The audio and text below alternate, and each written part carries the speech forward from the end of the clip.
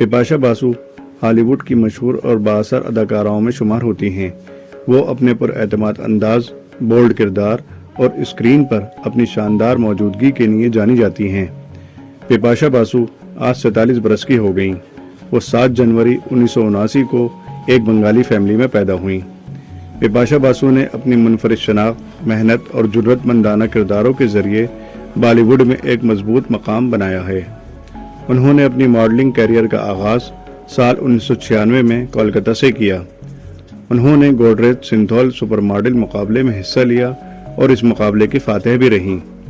بالی would میں بپاشا باسو نے اپنے فلمی کیریئر کا آغاز سال 2001 میں ریلیز ہونے والی فلم اجنبی سے کیا۔ اس فلم میں ان کے مقابل اکشے کمار تھے۔